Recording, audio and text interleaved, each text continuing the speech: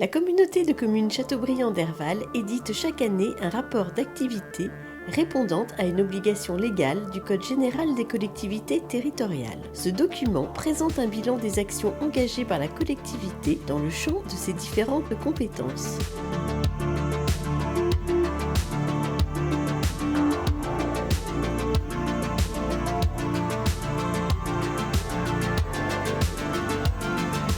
Pour la première année en 2022, les élus sont allés dans les communes afin de présenter aux habitants le bilan annuel des réalisations de la communauté de communes, un rendez-vous renouvelé. Ainsi, découvrons ensemble les grandes lignes du rapport d'activité de l'année écoulée. Le conseil communautaire, composé de 54 conseillers, représente les 26 communes du territoire. En 2022, lors des 6 réunions de conseil, les élus communautaires ont adopté 125 délibérations. Celles-ci avaient été préalablement examinées en commission thématique avant d'être soumises au bureau communautaire ou lors des réunions de conférence des maires. La communauté de communes Châteaubriand d'Herval est très attachée à la solidarité et au soutien intercommunal qui s'illustre par le dispositif des fonds de concours. Cette année, 12 opérations d'investissement des communes ont été accompagnées financièrement.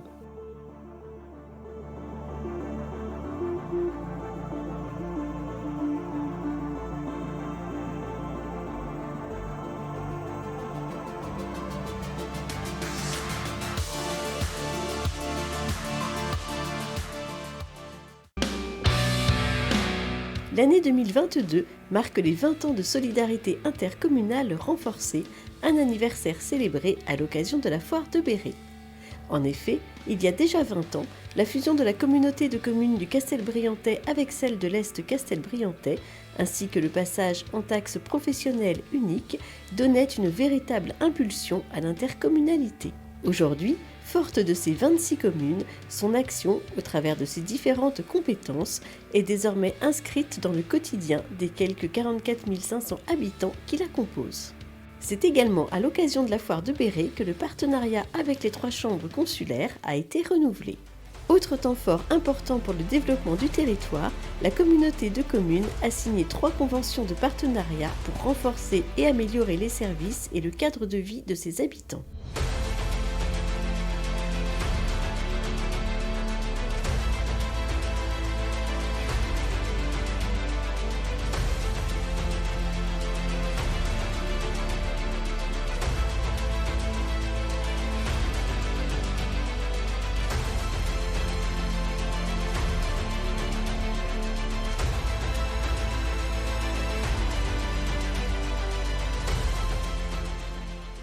La collectivité est organisée autour de 4 grands pôles, à savoir les services supports, le développement du territoire, économie, emploi, formation, le pôle aménagement du territoire, environnement et les services à la population.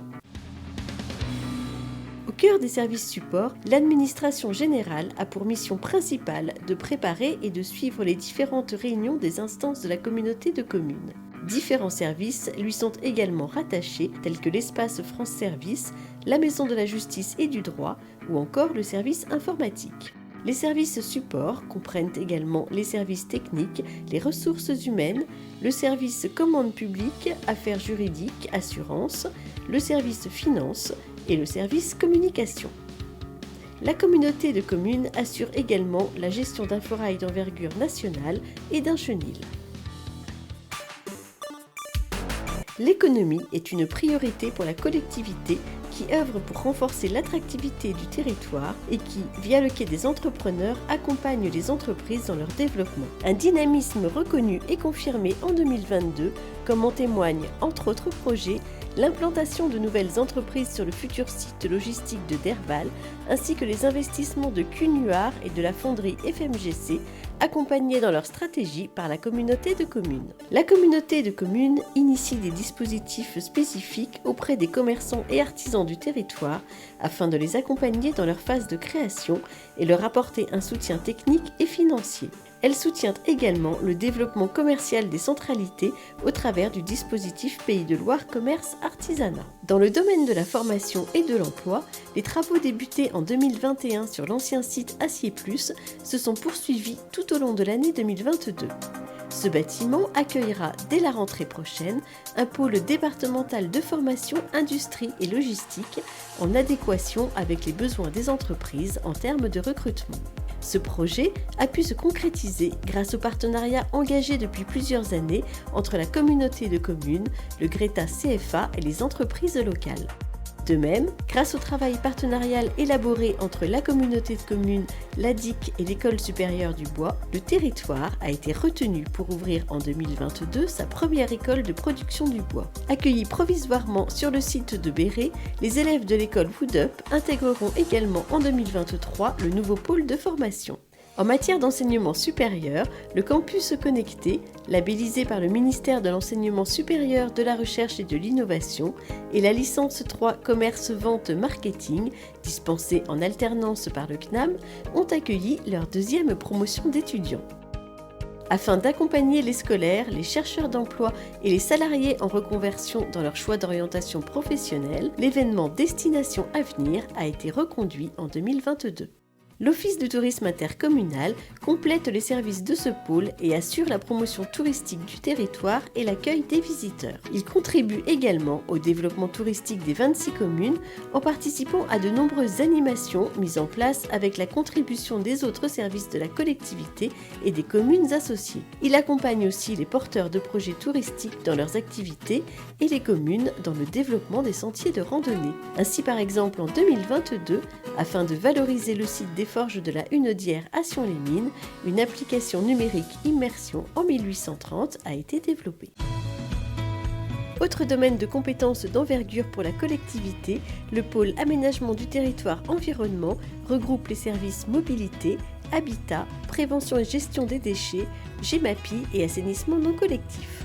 En 2022, la communauté de communes a été classée première productrice d'énergie renouvelable réinjectée sur le réseau électrique par l'Observatoire régional de la transition écologique et énergétique. En effet, sur les 312,4 millions de kWh produits en 2020, 89% proviennent de l'éolien, 8% de la méthanisation et 3% du solaire photovoltaïque.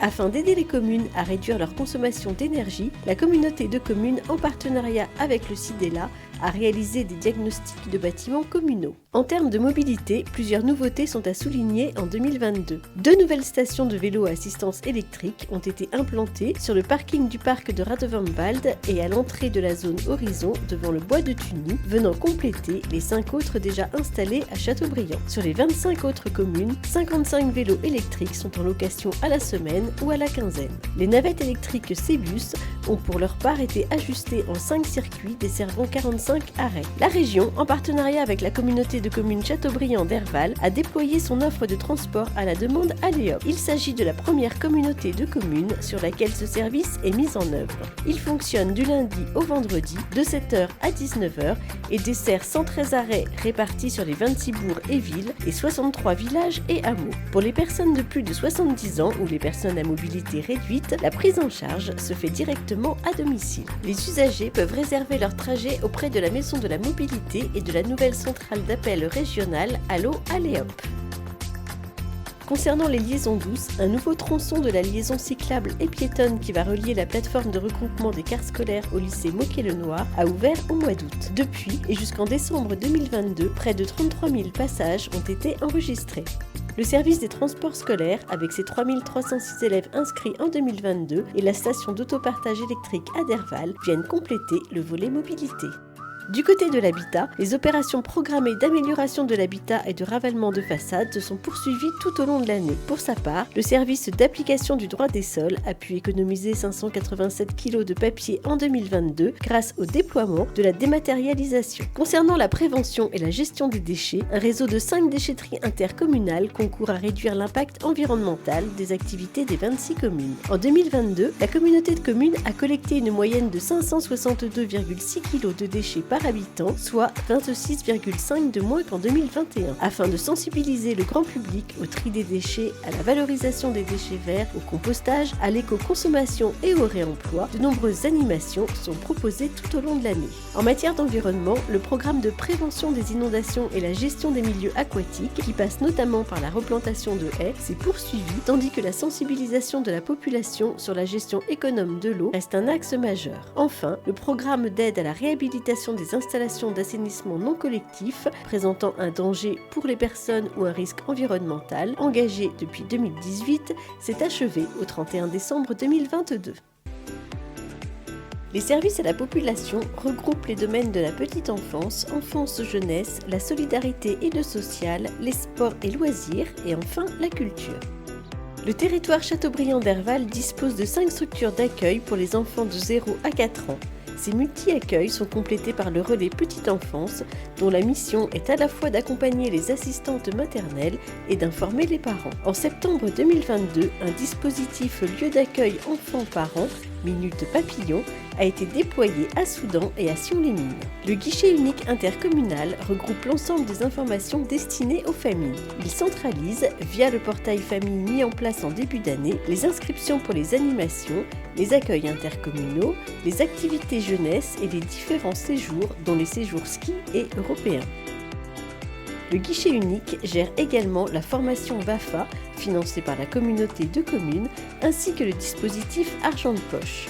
Quelques semaines avant la période estivale, un nouveau bâtiment pour accueillir les 3-5 ans a été inauguré au centre de loisirs de la Borderie.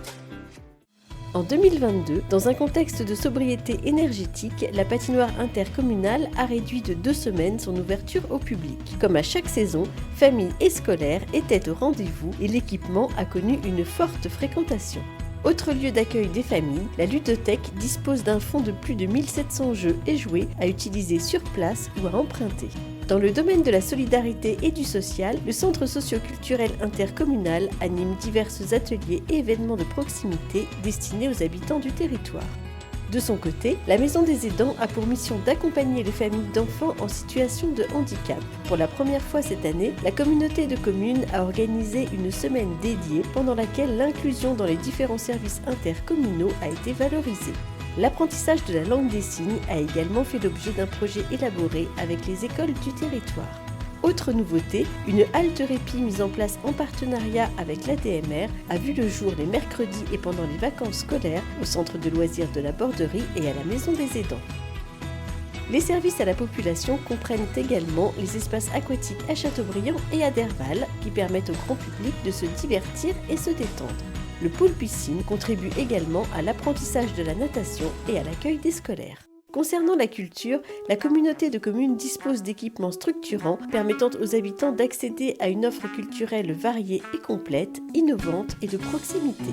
Le conservatoire intercommunal dispense à ses élèves un enseignement en musique, danse et théâtre. La lecture publique fonctionne pour sa part à travers un réseau de 26 bibliothèques ou médiathèques gérées et animées par des bibliothécaires professionnels et bénévoles. Afin de démocratiser l'accès à la culture pour tous, différents dispositifs sont mis en place tels que les interventions en milieu scolaire, les parcours d'éducation artistique et culturelle, les résidences d'artistes et les accueils de scolaires dans les bibliothèques et médiathèques. En parallèle, expositions et parcours d'art sont proposés pour offrir une programmation ouverte à tous. En matière d'événements culturels, l'année 2022 a connu la première édition du festival de jazz et la nouvelle formule du festival Lettres en scène, de rendez-vous qui ont séduit le public. Ce rapport d'activité 2022 démontre la solidarité intercommunale et la volonté de la collectivité de participer au développement équilibré du territoire communautaire.